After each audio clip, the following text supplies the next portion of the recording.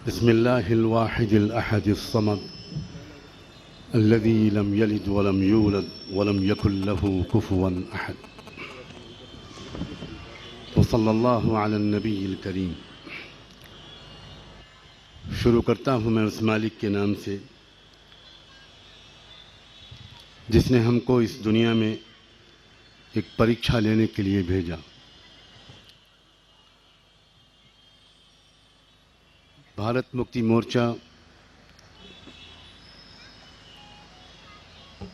के राष्ट्रीय अध्यक्ष मेरे दोस्त और साथी वामन मेश्राम जी,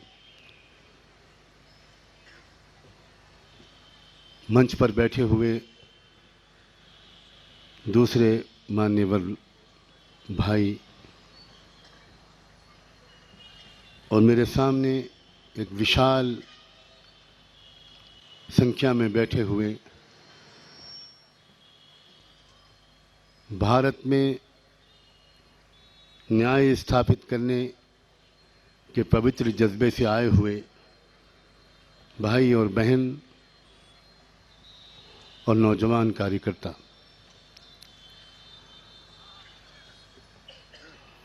हमेशा की तरह आज भी ये बात सामने आई है कि भारत मुक्ति मोर्चा इस देश को जोड़ने के लिए काम कर रहा है।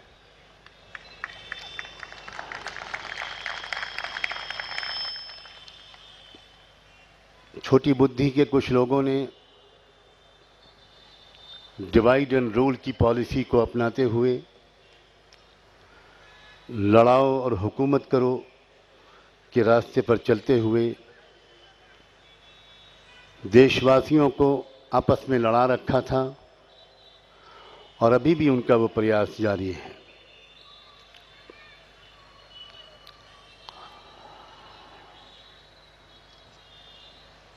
महाराष्ट्र की जो हिस्ट्री रही है, जो उसका इतिहास रहा है, और अब इस समय जो महाराष्ट्र में एक बेदारी, एक जागरूकता ख़ासतौर पर बामसेफ और भारत मुक्ति मोर्चा के ज़रिए गांव-गांव में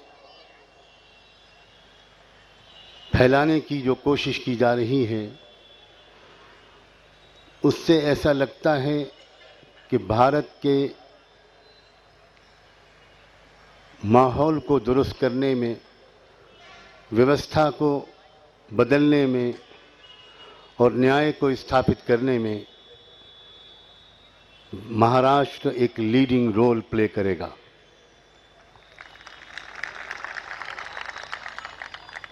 ये जो कदम आज उठाया गया है और शायद इस पैमाने पर पहली बार उठाया गया है, जिसका ख़ास मकसद ये है कि मराठा कौम, ओबीसी के लोग और विशेषकर मुसलमानों को सही तारीख़ बताई जाए, सही इतिहास बताया जाए, उन गलतफहमियों से सबको निकाला जाए जो झूठा इतिहास लिखकर और झूठा इतिहास पढ़ाकर कुछ झूठे लोगों ने देश के इस महत्वपूर्ण विभाग के इन अंगों को आपस में दूर कर रखा था। अभी हम और आप शाहू जी महाराज के खानदान के वारिस संभाजी महाराज से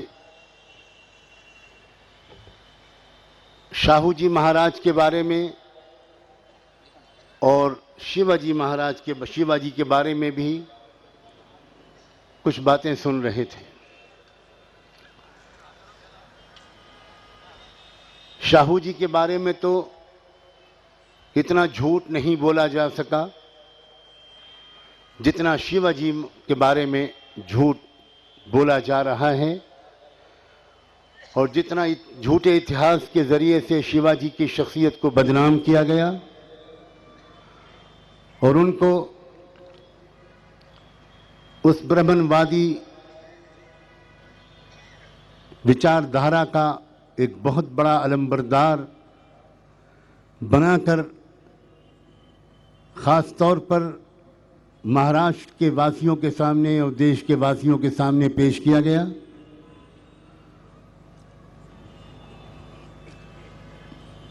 ये मौका है मेरे लिए कि मैं ख़ास तौर पर यहाँ मौजूद सब भाइयों और बहनों नौजवानों को, विशेषकर मुसलमानों को और मराठा भाइयों और बहनों को इतिहास के अपने अध्ययन का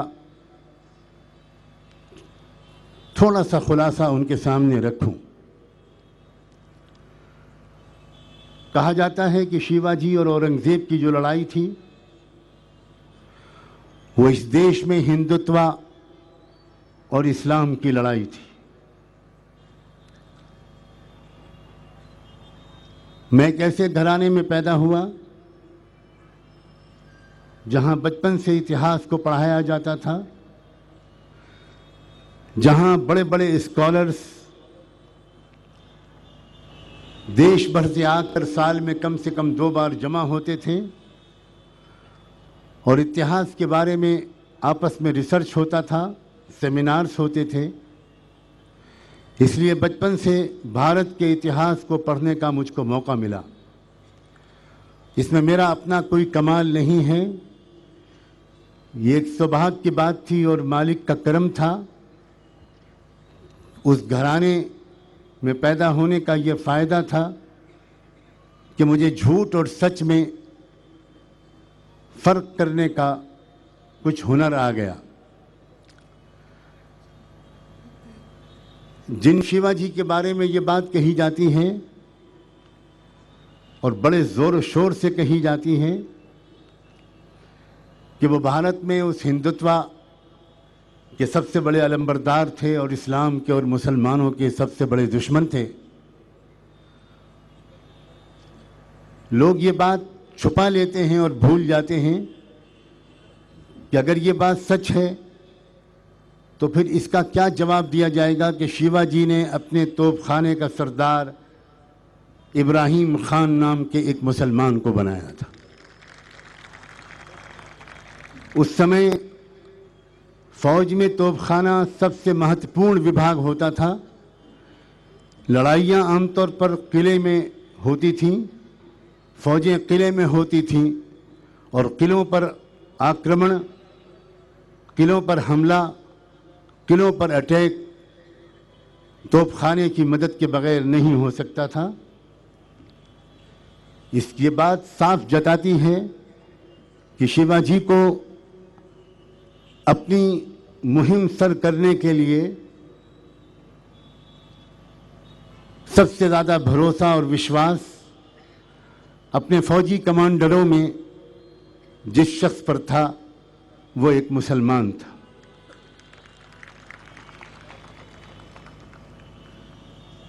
शिवाजी का जो एरिया था लड़ाइयों का,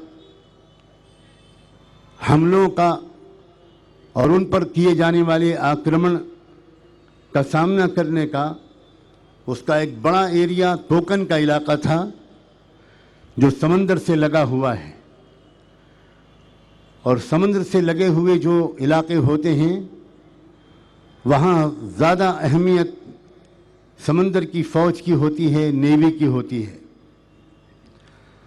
मैंने अभी आपको बताया कि तोपखाना प्लेन एरिया में लड़ाई लड़ने वाली फ़ौजों का सबसे महत्वपूर्ण हिस्सा होता था, सबसे अहम अंग होता था। और समंदर के किनारे वाले इलाकों के लिए सबसे ज़्यादा अहमियत नेवी की होती है, समुद्र की फ़ौजों की होती है। दूसरी बात ये नोट कीजिए कि शिवाजी की जो नेवल फोर्स थी, जो समुद्री फौज थी, उसका कमांडर भी दौलत खान नाम का एक मुसलमान था।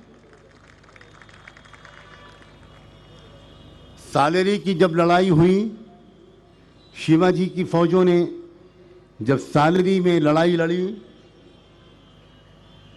तो उस जो दक्कन का इलाका था, दक्कन में औरंगज़ेब के फौज के कुछ कमांडरों ने औरंगज़ेब का साथ छोड़कर शिवाजी के पास अपना एक नुमाइंदा भेजा था। उन लोगों को कुछ शिवाजी से ख़ास बात करनी थी और विशेष पैगाम पहुंचाना था। आप हैरत करेंगे और इस बात को नोट करें कि दक्कन की लड़ाई में औरंगज़ेब के मुसलमान कमांडरों ने अपने जिस नुमाइंदे को औरंगज़ेब के पास भेजा वो एक मुसलमान नहीं था बल्कि एक मराठा था। आपस के रिश्ते, आपस के संबंध किस तरह के थे, ये इसका एक उदाहरण है। और दूसरी तरफ जब शिवाजी ने मुगलों के पास अपने एक प्रतिनिधि को भेजा और अपने एक नुमाइंदे को भेजा एक संदेश लेकर, तो उस वक्त शिवाजी ने जिस शख्स को मुगलों के पास अपना संदेश लेकर भेजा था उसका नाम था काजी हैदर, वो भी एक मुसलमान था। औरंगज़ेब के सिपाही शिवाजी के पास किसी को भेजते हैं तो वो मुसलमान को नहीं चुनते, शिवाजी किसी को भी चुनते हैं औरंगज़ेब या मुग़लों के पास अपना संदेश लेने के लिए, तो वो किसी नॉन मुस्लिम को नहीं चुनते, एक मुसलमान को चुनते हैं। शिवाजी का एक मुस्लिम कमांडर था, उसका नाम था सद्दी हिलाल, मुसलमान था। सन 1660 के इतिहास को, सही इतिहास को ढूंढने की कोशिश कीजिए, आपको इस राज का पता चलेगा कि शिवाजी ने जब रुस्तम जमा और फाजिल खां को रायबाग के करीब लड़ाई में हराया था, उस वक्त शिवाजी की तरफ से फौज का कमांडर मुसलमान सद्दी हिलाल था, जो औरंगज़ेब के या मुग़लों के मुस्लिम कमांडरों से शिवाजी की तरफ से लड़ाई लड़ रहा था। शिवाजी के एक और सरदार का नाम था शामा खान। शिवाजी के एक और सरदार थे नूर खान बेग। मैं समय को बचाने के लिए नूर खान बेग का जो जंगी कारनामा था शिवाजी की फौज की तरफ से, मैं उसको ज़्यादा तफसील के साथ यहाँ पर नहीं रख रहा हूँ, वरना वो इतिहास इस लायक है कि हर मुसलमान, हर मराठा, हर ओबीसी के लोग, हर भारत का मूल निवासी और हर इंसाफ को पसंद करने वाला और न्याय को स्थापित करने की तमन्ना रखने वाला उस इतिहास को तफसील के साथ पढ़े। बीजापुर की फौज आदिल शाही मुसलमानों की सरकार थी। बीजापुर के फौज के लगभग 500 से लेकर 700 पठान वो आदिल शाही फौज को छोड़कर शिवाजी की फौज में शामिल हुए थे। अगर आप कोई रेफरेंस नोट करना चाहें तो एक ग्रैंड डफ की लिखी हुई एक किताब है जिसको इंटरनेशनल हिस्टोरियंस ने ऑथेंटिक माना है शिवाजी की हिस्ट्री के बारे में, उसका नाम है हिस्ट्री ऑफ मराठाज। उसमें आप ये सारे रेफरेंसेस देख सकते हैं।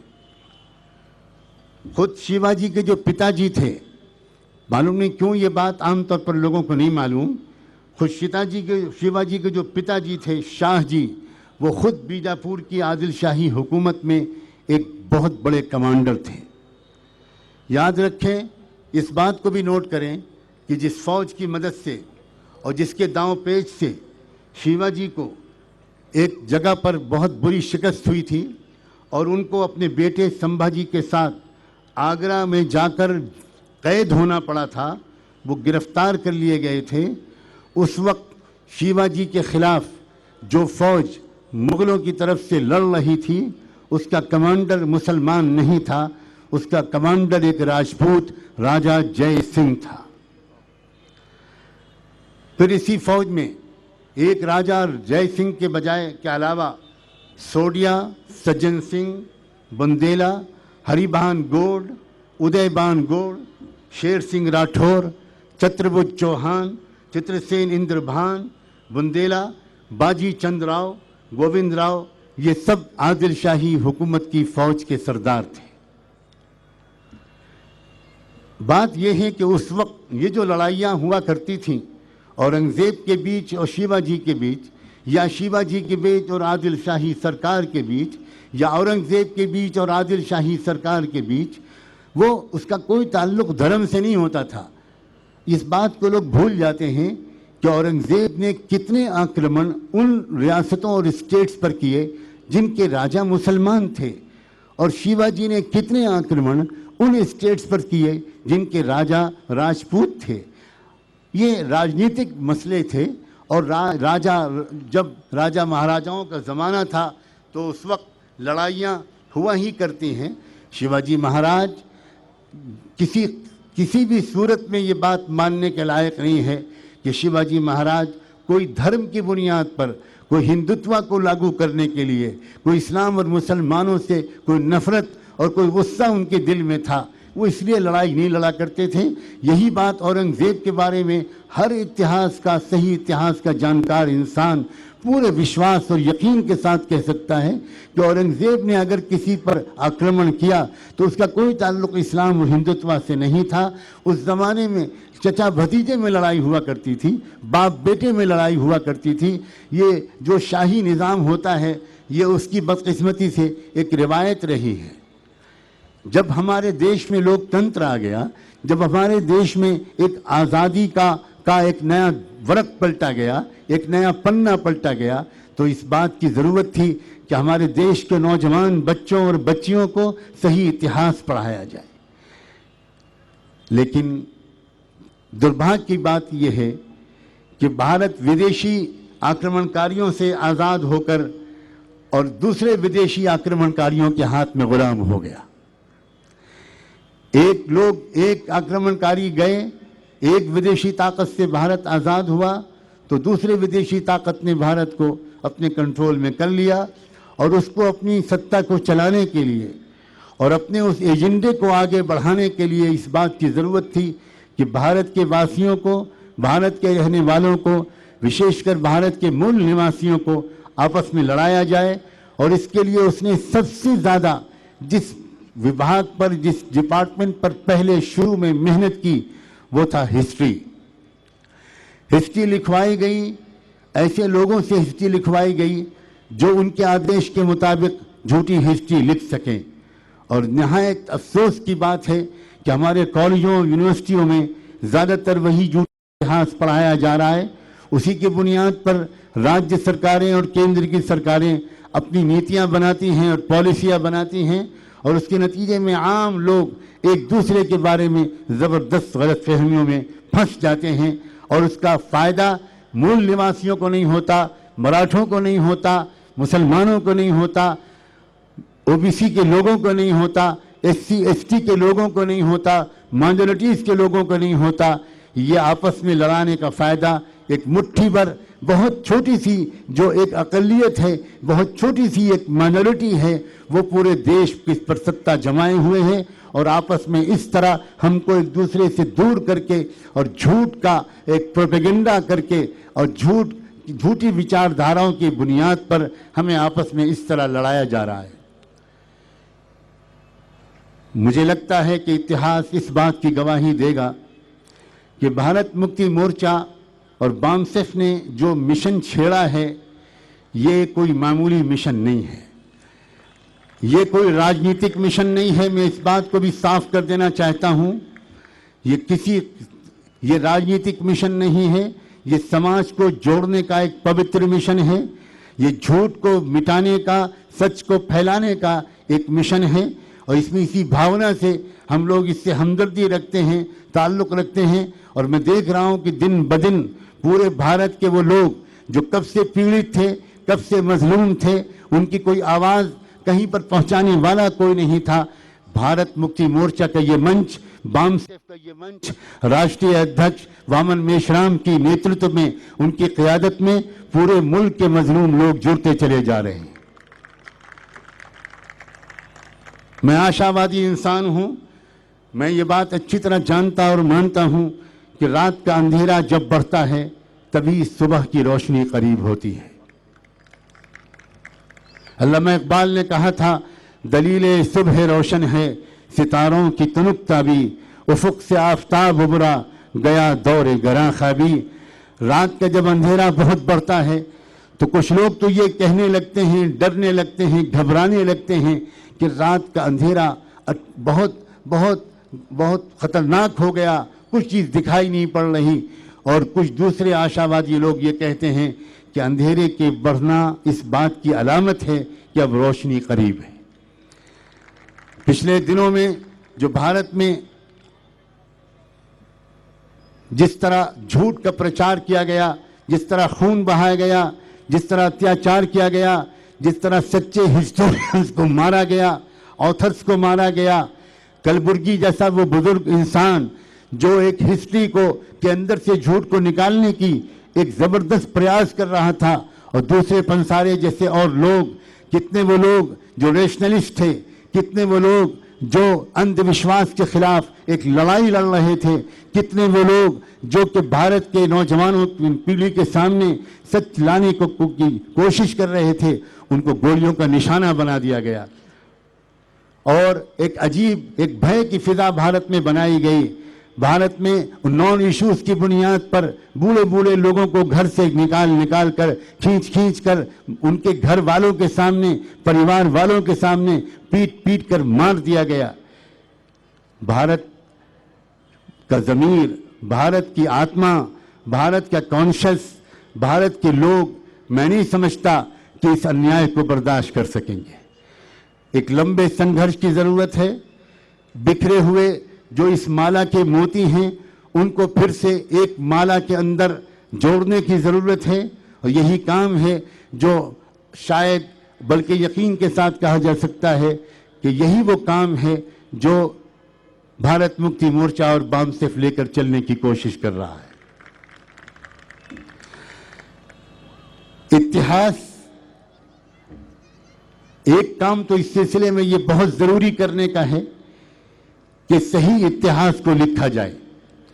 मैं इस मंच से ये प्रस्ताव रखना चाहता हूं कि इस बारे में भी सर जोड़ कर बैठा जाए कि बामसेफ और भारत मुक्ति मोर्चा की क़यादत में सही हिस्ट्री को इस देश में लिखा जाए। फार रीचिंग रिजल्ट होंगे। हमारे पास बहुत से ऐसे प्रोफेसर्स मौजूद हैं जिन्होंने ये काम शुरू भी कर दिया है। ये तमाम हिस्ट्री के एक्सपर्ट्स जो सच्ची हिस्ट्री को लिख सकते हैं और लिख रहे हैं, उनको सपोर्ट करके, उनको एकजुट करके सही हिस्ट्री को लिखाया जाए। इस पर आंदोलन भी चलाया जाए कि इस झूठी हिस्ट्री को हमारे कॉलेजों यूनिवर्सिटियों में पढ़ाने का सिलसिला बंद किया जाए। और जब तक वो सही हिस्ट्री लिख न दी जाए और जब तक वो सही हिस्ट्री पढ़ाने के दिन ना आ जाएं, तब तक जगह जगह ऐसे कैंप लगाए जाएं, शिविर लगाए जाएं, समर कैंप्स लगाए जाएं, जिसमें यूनिवर्सिटियों और कॉलेजों में पढ़ने वाले हमारे छात्रों छात्राओं को सही हिस्ट्री बताई जाए। जैसे अभी हमने सुना, संभाजी महाराज ने बहुत विस्तार के साथ शाहू जी महाराज और शिवाजी महाराज ने के बारे में बहुत कुछ हमें और आपको बताया। ऐसे बहुत से उदाहरण हैं। अगर सही हिस्ट्री हमारे सामने आएगी तो हमें पता चलेगा कि हम सब एक हैं और हम सब मजलूम हैं, और हमारे साथ ये कोई और है जो ये खिलवाड़ कर रहा है, हमें गलतफहमियों में फंसाकर, हमें झूठा इतिहास पढ़ाकर, एक दूसरे से लड़ाकर वो बज़ाहिर निशाना तो चलाता है मुसलमानों पर, लेकिन सिर्फ मुसलमान निशाना नहीं होते। मुसलमानों के अलावा निशाना ओबीसी के लोग भी होते हैं, एससी एसटी के लोग भी होते हैं और मराठा भी होते हैं, इसलिए कि वो जानते हैं कि अगर ये सब एक हो गए तो फिर उनका वो जो कंट्रोल है पूरे सिस्टम पर, एग्जीक्यूटिव पर, सब चीज़ों पर, न्यायपालिका पर, हर चीज़ पर जो उनका कंट्रोल है वो उनके हाथ से निकल जाएगा। मुझे नहीं लगता कि वो दिन अब ज़्यादा दूर हैं। हाँ, ये ज़रूर है कि हमें बहुत सख्त संघर्ष की ज़रूरत है, बहुत तपस्या की, बहुत कुर्बानी देने की, बहुत अनथक मेहनत करने की ज़रूरत है। और मैं देख रहा हूँ और मैं इस गवाही को देना अपना कर्तव्य समझता हूँ कि इस बामसेफ ने और इस भारत मुक्ति मोर्चा ने वामन मेश्राम की क़यादत में नौजवानों के अंदर एक रूह फूंक दी है। ये जो सभा आज आप देख रहे हैं, ये ऐसे ही नहीं हो गई। इसके पीछे कितने नौजवानों ने दिन रात मेहनत की होगी, कितना विरोध सहा होगा। मुझे मालूम है कि पुणे शहर में जब नौजवान कार्यकर्ता पोस्टर लगाने के लिए गए तो कितने पोस्टर फाड़े गए, कितने कार्यकर्ताओं को मारा गया, कितनों की हिम्मत को तोड़ने की कोशिश की गई। मगर मैं सलाम करता हूं इस पूरी टीम को, जिन्होंने पूरी हिम्मत के साथ, पूरे साहस के साथ, पूरे जोश के साथ, पूरे खुलूस के साथ, पूरी मोहब्बत के साथ अपनी जान की बाजी लगाकर, अपनी जेब से पैसे खर्च करके, अपना खून पसीना एक करके आपको यहाँ पर आमंत्रित किया और इतने पुरसकून माहौल में। और ये कितना खूबसूरत मंजर है, इतनी बड़ी तादाद में मुसलमान नजर आ रहे हैं। और सिर्फ मुसलमान नहीं, मुसलमानों के उलमा, मुसलमानों की मस्जिदों के इमाम व खतीब, मुसलमानों के रहनुमा यहाँ बड़ी तादाद में यहाँ पर मौजूद हैं। मैं मुबारकबाद देता हूँ बामसेफ को, मैं मुबारकबाद देता हूँ भारत मुक्ति मोर्चा के इन नौजवान कार्यकर्ताओं को, इन सबको, कि आपने जिस तरह मेहनत की है ये मेहनत रंग लाएगी, ये जरूर मेहनत रंग लाएगी। समय लग सकता है, हमें थोड़े पेशेंस से काम लेना होगा। और एक बात जरूर अपनी एक गुत्थी में बिठा लीजिए कि जुल्म का जवाब जुल्म से नहीं दिया जा सकता, नफरत का जवाब नफरत से नहीं दिया जा सकता, अन्याय का जवाब अन्याय से नहीं दिया जा सकता। हमें अपने दिल को बड़ा बनाने होगा। हम ब्राह्मणों के दुश्मन नहीं हैं, हम ब्राह्मणवाद के दुश्मन हैं। हम किसी ब्राह्मण के दुश्मन नहीं हैं, लेकिन हम ब्राह्मणवाद के दुश्मन हैं।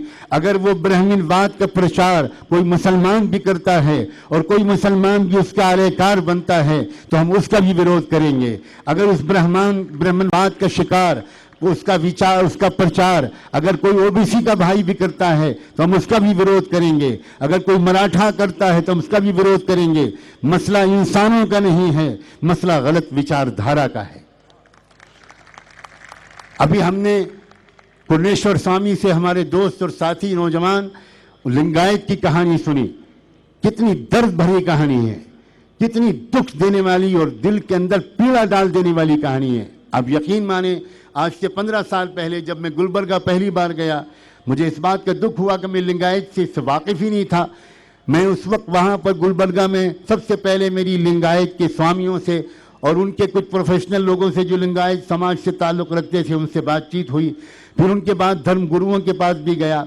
और अभी थोड़े दिनों पहले all India Muslim personal law board ने दिल्ली के अंदर जो मीटिंग बुलाई थी, और जो इस बात के लिए बुलाई थी कि जो इस देश में, इस देश के उस कॉन्स्टिट्यूशन पर एक ज़बरदस्त हमला हो रहा है और कॉन्स्टिट्यूशन को बदलने की साजिश हो रही है और कॉन्स्टिट्यूशन की आत्मा को कुचला जा रहा है, उस कॉन्स्टिट्यूशन को बचाने के लिए और अपने अपने समाज की, अपने अपने धर्म की, अपनी विचारधाराओं को बचाने के लिए all India Muslim personal law board ने इनवाइट किया था बामसेफ के और भारत मुक्ति मोर्चा के राष्ट्रीय अध्यक्ष माननीय मामन मेश्राम साहब को भी इनवाइट किया, लिंगायत के स्वामियों और धर्म गुरुओं और जगत गुरु को भी इनवाइट किया, क्रिश्चियंस के लोगों को भी, सिखों को भी, बुद्धिस्टों को भी, ह्यूमन राइट्स के सिलसिले में काम करने वालों को भी। और फिर वहाँ लोग जमा हुए और India Muslim personal law board ने जब बुलाया, सब लोग दौड़ कर आए। हमको जितनी उम्मीद थी उससे ज़्यादा लोग आए और उन्होंने बहुत जोश के साथ ये कहा, आपने पहल की है, एक मूवमेंट चलाने के लिए आपने पहल की है, सेव फेथ एंड कॉन्स्टिट्यूशन के नाम से मुस्लिम पर्सनल लॉ बोर्ड ने जो मुहिम चलाई है। ये पूर्णेश्वर स्वामी भी उस मीटिंग में मौजूद थे। इन्होंने वहाँ खुले लफ्ज़ों में कहा, हम सब पूरा लिंगायत समाज आपकी इस तहरीक के साथ है। बल्कि उसके बाद प्रेस कॉन्फ्रेंस को एड्रेस करने के लिए जगत गुरु मुर्तन राजे जी खुद आए और उन्होंने प्रेस के सामने, मीडिया के सामने डिक्लेरेशन को साइन किया और ये भी कहा, बाद में उनका संदेश मेरे पास पहुंचा कि हम 40 से लेकर 60 तक जलसे लिंगायत समाज की तरफ से साउथ इंडिया में करना चाहते हैं, all India Muslim personal law board की इस मूवमेंट को आगे बढ़ाने के लिए। मेरे भाई, मेरे दोस्त और मेरे साथी वामन मेश्राम ने उसी मीटिंग में कहा, उसके बाद लिखित रूप में भी प्रस्ताव all India Muslim personal law board को भेजा कि पूरे देश में हम 100 कार्यक्रम all India Muslim personal law board की इस तहरीक को सपोर्ट करने के लिए पूरे देश में हम 100 जलसे करना चाहते हैं। उसका सारा खर्चा भी हम उठाने को तैयार हैं। हम चाहते हैं कि इस देश का एक एक मूल निवासी और सारे मजलूम इकट्ठा हो जाएं। अगर सही जज्बे के साथ ये काम चलता रहा, हमारी अपनी नज़र भी इसको न लगी, किसी और की नज़र भी इसको न लगी, तो मैं वो दिन बहुत ज़्यादा दूर नहीं देख रहा जब व्यवस्था परिवर्तन होगा। भारत मुक्ति मोर्चा सरकार में बैठने का ख्वाहिशमंद नहीं है। वो अच्छी तरह जानता है और जानना चाहिए। नौजवान कार्यकर्ताओं, अच्छी तरह जान लो, व्यवस्था अगर वही रहेगी और सत्ता तुम्हारे हाथ में आ भी जाएगी तो कभी व्यवस्था नहीं बदल सकती। व्यवस्था के परिवर्तन करने के लिए समाज में परिवर्तन लाना होगा, और समाज में परिवर्तन लाने के लिए आपस में एक दूसरे से मिलना जुलना बढ़ाना पड़ेगा। मैं इस मंच से बैठकर आपसे निवेदन करना चाहता हूं, मुसलमानों से भी कहना चाहता हूं, मराठा भाइयों और बहनों से भी कहना चाहता हूं, और ओबीसी के समाज के भाइयों और बहनों से भी कहना चाहता हूं, आप आपस में एक दूसरे से खूब मिलिए, एक दूसरे के घर जाइए, एक दूसरे की मुसीबत में काम आइए, एक दूसरे की खुशी में शरीक होइए। आप सब एक दूसरे को ये यकीन दिलाइए कि हम सब एक हैं और हम इस देश को बचा कर रहेंगे। ये देश महान देश है। मुसलमानों का ये पुख्ता अकीदा है, ये मजहबी अकीदा है कि खुदा ने जब पहला इंसान जन्नत से निकाल कर, स्वर्ग से उतार कर ज़मीन पर भेजने का फैसला किया तो उसने वो पहला इंसान अरब में नहीं भेजा था, उसने पहला इंसान भारत में भेजा था। भारत मुसलमानों के लिए इतना पवित्र मजहबी अहमियत रखता है, इस बात को लोग नहीं जानते। कुरान मजीद की तफसीर जो भाष्य लिखे गए हैं उसमें आज से 800 साल पहले अरब के उलमा ने इस बात को कन्फर्म किया था कि पहला इंसान भारत में आया था। इसलिए भारत से मुसलमानों का एक खाली मूल निवासी होने का रिश्ता नहीं है, भारत से मुसलमानों का एक रिश्ता ये भी है कि उनको पक्का यकीन है स्वर्ग के बाद मालिक ने पहले इंसान को भेजना जिस देश में मुनासिब समझा वो भारत था। मुसलमानों, तुमको मैं याद दिलाना चाहता हूँ, तुम इस देश की मोहब्बत को का इजहार करो, बताओ लोगों को कि तुम्हारे दिल में इस देश की कितनी मोहब्बत है, और ये तब होगा जब आपस में मिलना जुलना बढ़ाओगे। मैं अपने ओबीसी के भाइयों और मराठा के भाइयों और बहनों से भी ये बात साफ शब्दों में कहना चाहता हूँ, मीडिया के झूठ को मत कबूल कीजिए। जो राजनीतिक पार्टियां झूठ बोलकर आपस में लड़ाना चाहती हैं उसको मत स्वीकार कीजिए। आपस में मिलिए, मिलजुल कर देखिए कि मुसलमानों के दिल में आपके लिए क्या है, और ख़ुद मुसलमानों को तब पता चलेगा जब आप उनसे मिलेंगे कि आपके दिल में ख़ुद मुसलमानों के लिए क्या है। किसको मालूम है कि शाहू जी महाराज वो शख्स थे कि जिन्होंने कुरान का मराठी ज़बान में पहली मर्तबा अनुवाद करने के लिए उस ज़माने में 25,000 रुपए का दान दिया था। ये लोग थे शाहू जी महाराज, ये थे शिवाजी महाराज। और भारत में ऐसे महाराजों की, तुक्का जी महाराज और कितने ऐसे लोग गुजरे हैं, कितने ऐसे ऋषि मुनि गुजरे हैं। महात्मा गौतम बुद्धा जब दुनिया से जा रहे थे तो ये बात गॉस्पेल ऑफ बुद्धिज्म में लिखी हुई है कि उनका जो सबसे करीबी शीश था वो उनके कदमों पर गिर गया, चरणों पर गिर गया, और उसने रोते हुए कहा कि महात्मा आप हमको किस पर छोड़कर जा रहे हैं। उस वक्त महात्मा गौतम बुद्धा ने कहा था, मैं अंतिम बुद्धा नहीं हूँ, अंतिम बुद्धा आएगा उसका इंतजार करना। जब अंतिम बुद्धा आएगा तो तुम उसको आगे बढ़कर उसका स्वागत करना। आज भारत में जो 20-25 करोड़ मुसलमान हैं, ये 99% मूल निवासी हैं। इनके जो पूर्वज थे वो सब बुद्धिस्ट थे, और उन्होंने क्यों इस्लाम स्वीकार किया? इसलिए स्वीकार किया कि महात्मा गौतम बुद्धा उनको ये नसीहत करके गए थे।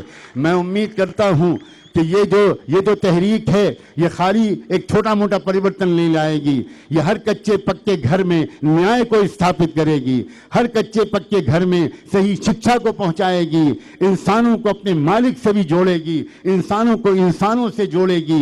लोगों, अपनी पिछली गलतियों पर एक दूसरे से माफ़ी मांगो, एक दूसरे की गलतफहमियों को अपने दिल से निकालो और इस संघर्ष में अपनी जान, माल और समय लगाओ। मेरा दिल और बहुत कुछ कहने को चाहता है, लेकिन मुझे अभी थोड़ी देर के बाद यहाँ से जाना है, और मैं अपने अजीज दोस्त मामन मेश्राम की बात सुने बगैर नहीं जाना चाहता। इसलिए मैं यहीं पर बात को ख़त्म करता हूँ और नेक तमन्नाएं पेश करता हूँ। बहुत बहुत शुक्रिया।